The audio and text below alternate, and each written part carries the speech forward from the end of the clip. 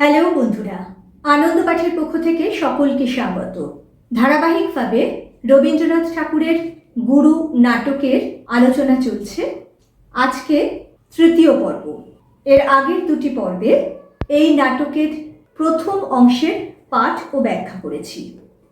নাটকের শুরুতেই আমরা দেখি অচলায়তন নামের এক শিক্ষা প্রতিষ্ঠানের কয়েকটি বালক তাদের আয়তনে গুরু আসবেন এই খবর শুনে নিজেদের মধ্যে আলোচনা করে। এরপর মঞ্চে প্রবেশ ঘটে আয়তনের তরুণ ও বিদ্রোহী ছাত্র পঞ্চকের, যার সঙ্গে তার দাদা, যিনি প্রাচীন রীতিনীতির রক্ষক, সেই মহাপঞ্চকের একটা বিরোধ বাধে। ইতিমধ্যে আয়তনের বালক সুভদ্র তাদের উত্তর দিকের জানালা খুলে বাইরেটা দেখে ফেলেছিল, যেটা আয়তনের নিয়ম অনুযায়ী এক ভয়ানক অপরাধ। কারণ ওই উত্তর দিকটা তাদের মতে একজটা দেবীর সাপ এতে আয়তনে লেগেছে এবং এই কারণে সুভদ্রকে প্রায়শ্চিত্ত করতে হবে। এটাই ছিল মহাপঞ্চক ও তার সঙ্গীদের আদেশ। কিন্তু অচলায়তনের যিনি আচার্য, সেই অদিন পুণ্য বালক সুভদ্রকে সেই কঠিন যে প্রায়শ্চিত্ত মহাতামস ব্রত, সেটা করতে দিতে একেবারেই রাজি ছিলেন না। ফলে এদের যিনি রাজা, তিনি আচার্য অদিন পুণ্যকে নির্বাসন দণ্ড দেন এবং মহাপঞ্চককে আচার্য পদে অভিষিক্ত করেন। প্রথম অংশের একেবারে শেষে দেখা যায় যে আচার্য অদিন পুণ্য এবং পঞ্চকের দর্ভক পাড়ায় নির্বাসন দণ্ড হয়, আর মহাপঞ্চকের কাছে খবর আসে যে পঞ্চক তার আগেই আয়তনের পাঁচিল ডিঙিয়ে তাদের শত্রু জুনকদের কাছে গেছে। এই পর্যন্ত হয়ে নাটকের প্রথম অংশ সমাপ্ত হয়। এর পরে কি হলো, অর্থাৎ দ্বিতীয় অংশে কি ঘটল, সেটা আমরা জানবো আজকের পাঠে। মূল আলোচনায় আসার আগে বলিনি, যদি ভালো লাগে, যদি এরকম আলোচনা তোমরা আরও পেতে চাও, তাহলে আশা করব লাইক, শেয়ার ও সাবস্ক্রাইব করে পাশে থাকবে। চলে আসছি আজকের আলোচনায়।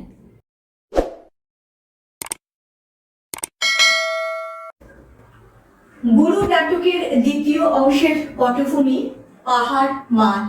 বোঝা যাচ্ছে পঞ্চক আয়তন ছেড়ে বাইরে এসেছে, সে মহানন্দে গান ধরেছে।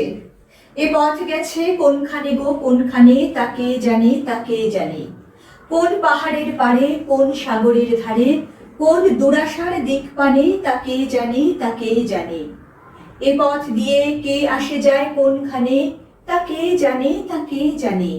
কেমন তার বাণী, কেমন হাসি খানি, যায় সে কাহার সন্ধানে, তাকে জানে তাকে জানে। এই নাটকের এই গানগুলিরও কিন্তু আলাদা তাৎপর্য রয়েছে। সেটা নিয়েও যখন প্রশ্নোত্তর আলোচনা করব তখন ব্যাখ্যা করব। এই গানগুলি নাটকের যে পরিবেশ, যে পরিস্থিতি এবং চরিত্রের মানসিক অবস্থার দিক নির্দেশক। নাটকের মূল ভাবটিকেই তুলে ধরার জন্য ব্যবহৃত হয়েছে এই গানগুলি। পঞ্চক যখন এই গানটি গাইছে, তখন তার পেছনে এসে জুনক দল নৃত্য করছে। তাই দেখতে পেয়ে পঞ্চক বলে, ও কি রে, তোরা কখন পিছনে এসে নাচতে লেগেছিলি? প্রথম জুনক, আমরা নাচবার সুযোগ পেলেই নাচি, পা দুটোকে স্থির রাখতে পারিনি। দ্বিতীয় জুনক, আয় ভাই, ওকে শুদ্ধ কাঁধে করে নিয়ে একবার নাচি। পঞ্চক, আরে না না, আমাকে ছুঁসনে রে, ছুঁসনে। তৃতীয় জুনক, ওই রে, ওকে অচলায়তনের ভূতে পেয়েছে, জুনককে ছোঁবে না। পঞ্চক, জানিস আমাদের গুরু আসবেন? প্রথম জুনক, সত্যি নাকি? তিনি মানুষটি কিরকম? তার মধ্যে নতুন কিছু আছে? পঞ্চক, নতুনও আছে, পুরনোও আছে। দ্বিতীয় জুনক, আচ্ছা, এলে খবর দিও, একবার দেখবো তাকে। পঞ্চক, তোরা দেখবি কি রে, সর্বনাশ, তিনি তো জুনকদের গুরু নন। তার কথা তোদের কানে পাছে এক অক্ষরও যায়, সেজন্যে তোদের দিকের প্রাচীরের বাইরে 7 রাজার সৈন্য পাহারা দেবে। তোদেরও তো গুরু আছে, তাকে নিয়েই। তৃতীয় জুনক, গুরু? আমাদের আবার গুরু কোথায়? আমরা তো হলুম দাদা ঠাকুরের দল, এ পর্যন্ত আমরা তো কোনো গুরুকে মানিনি। প্রথম জুনক: সেই জন্যই তো জিনিসটা কি রকম দেখতে ইচ্ছে করে।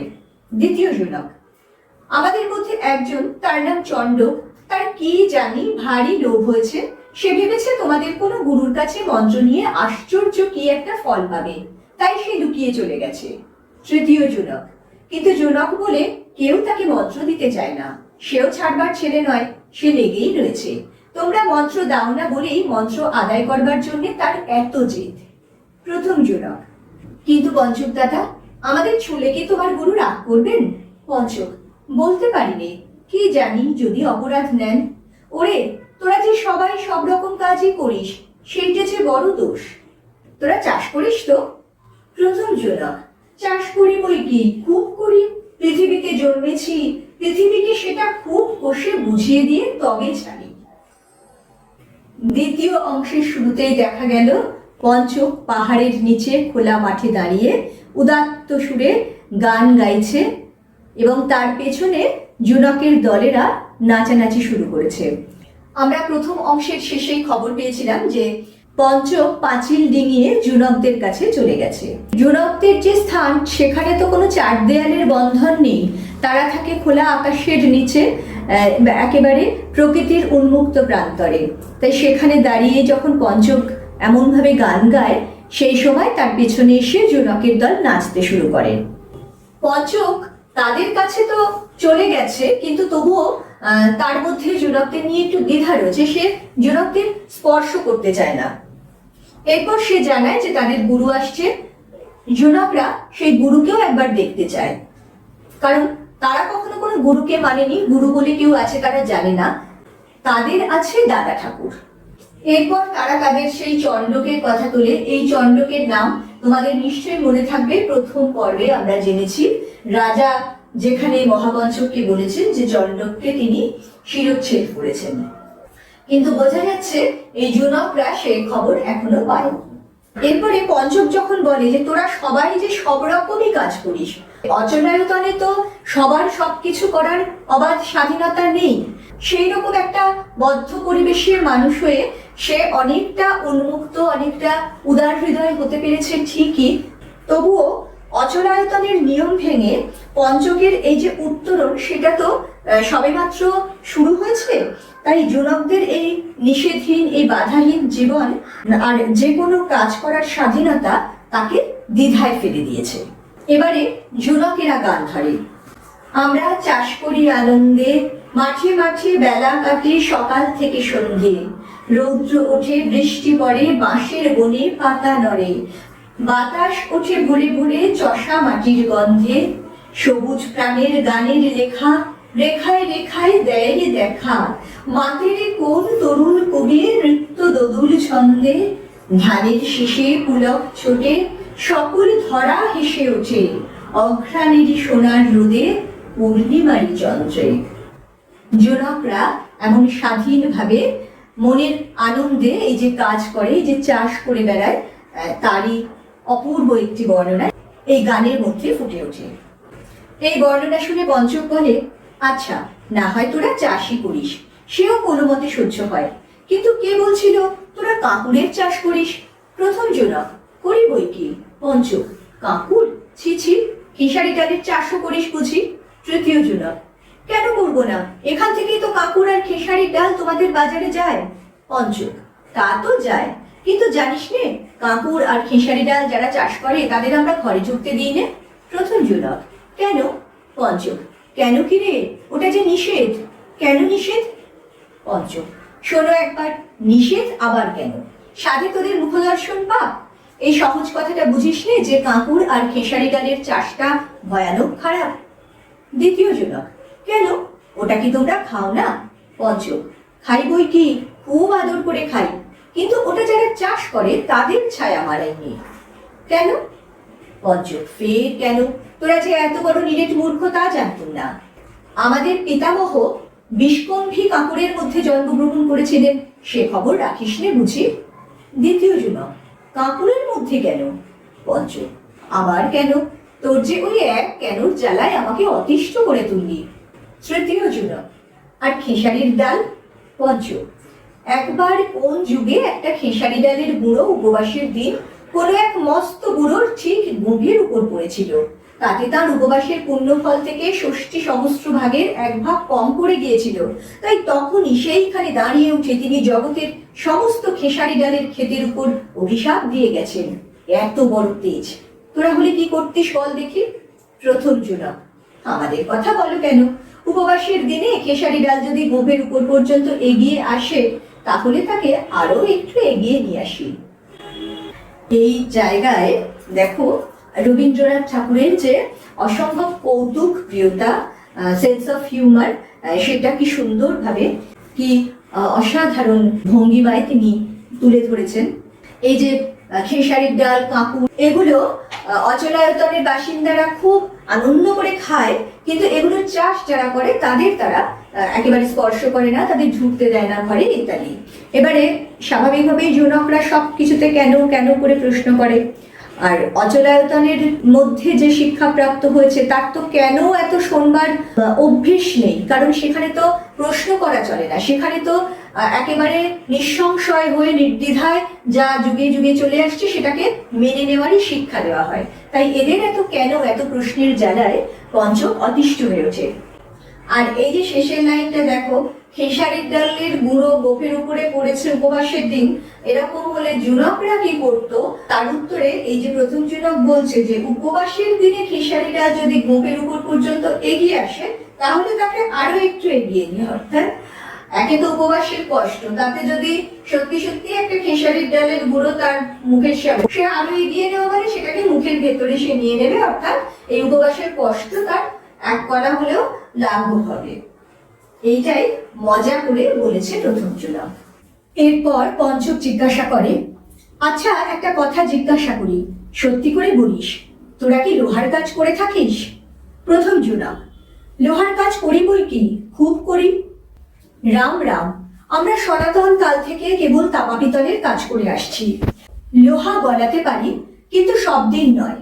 ষষ্ঠীর দিনে যদি মঙ্গলবার পড়ে তবেই স্নান করে আমরা হাঁপড় ছুঁতে পারি, কিন্তু তাই বলে লোহা পিটনো সে তো হতেই পারে না। প্রথম জনক: কেন, লোহা কি অপরাধটা করেছে? পঞ্চক: আরে ওটা যে লোহা সে তো তোকে মানতেই হবে। তা তো হবে। পঞ্চক: তবে আর কি, এই বুঝে নে না। দ্বিতীয় জনক: তবু একটা কারণ তো আছে। পঞ্চক: কারণ নিশ্চয়ই আছে, কিন্তু কেবল সেটা পুঁথির মধ্যে। আচ্ছা, তোদের মন্ত্র কেউ পড়ায়নি? দ্বিতীয় জনক: মন্ত্র? কিসের মন্ত্র?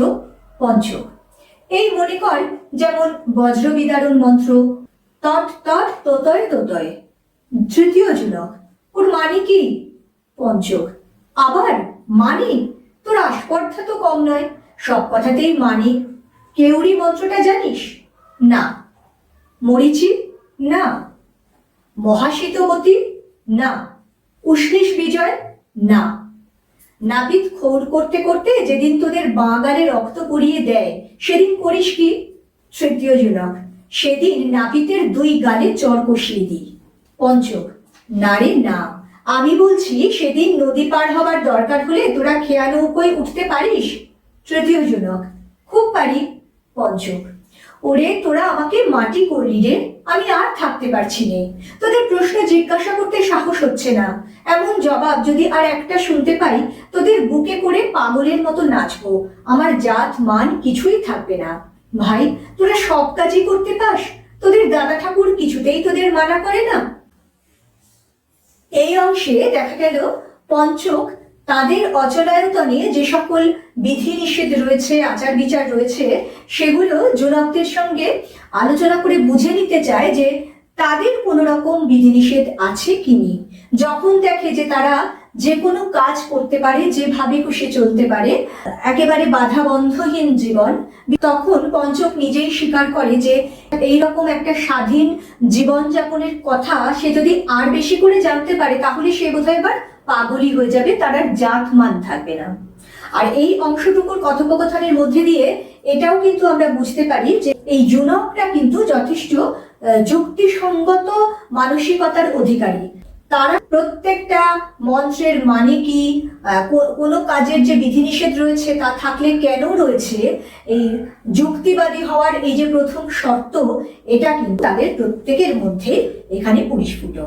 এবং যখন এরা সব কাজই করতে পারে একথা জেনে পঞ্চক একরকম উদ্বেল হয়ে ওঠে, তখন তারা একটি গান গায়, যে গানের মধ্যে তারা তাদের এই জীবনের বর্ণনা আরো সুন্দর করে পঞ্চকের সামনে তুলে ধরে।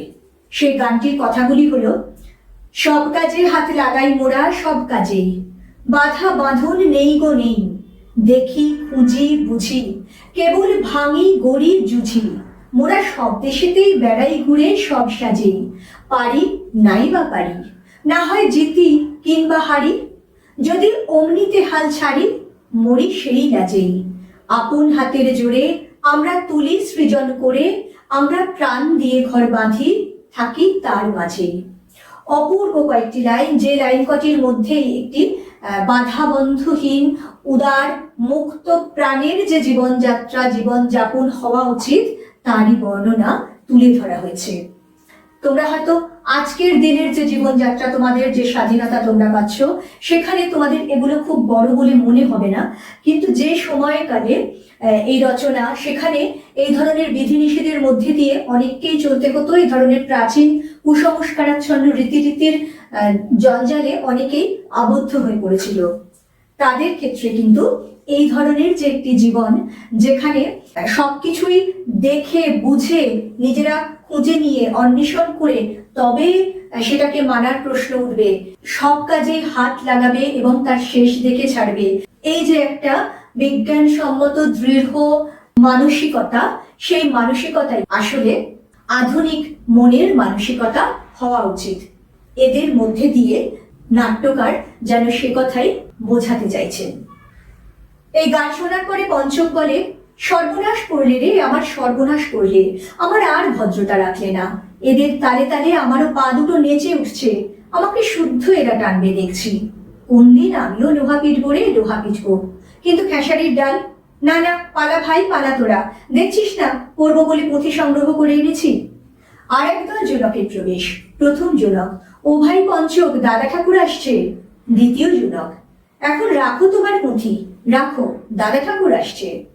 দাদা ঠাকুরের প্রবেশ। প্রথম জোনক: দাদা ঠাকুর, দাদা ঠাকুর, কি রে? দ্বিতীয় জোনক: দাদা ঠাকুর, কি চাই রে? তৃতীয় জোনক: কিছু চাইনি, একবার তোমাকে ডেকে নিচ্ছি। পঞ্চক: দাদা ঠাকুর, দাদা ঠাকুর, কি ভাই পঞ্চক যে?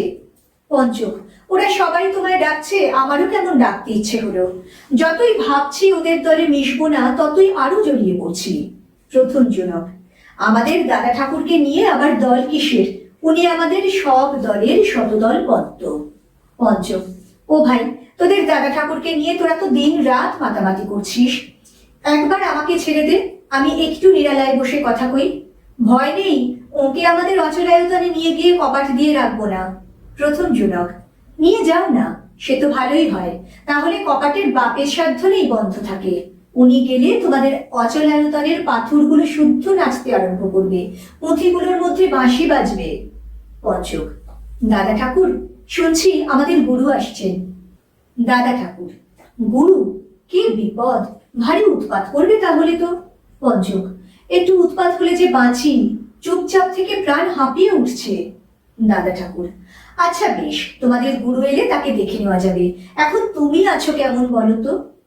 পঞ্চক: ভয়ানক টানাটানির মধ্যে আছি ঠাকুর, মনে মনে প্রার্থনা করছি গুরু এসে যেদিকে হোক একদিকে আমাকে ঠিক করে রাখুন, হয় এখানকার খোলা হাওয়ার মধ্যে অভয় দিয়ে ছাড়া দিন, নয়তো খুব কষে পুঁথি চাপা দিয়ে রাখুন, মাথা থেকে পা পর্যন্ত আগা গোড়া একেবারে সমান চ্যাপ্টা হয়ে যায়।